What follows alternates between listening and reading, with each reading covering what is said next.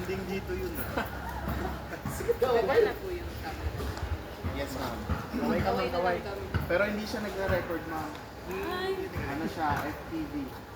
First person view. Okay. So, pag nagpapalipad po tayo ng drone, we have to keep the safe distance of 6 meters. So, yun po yung recommended ng DJI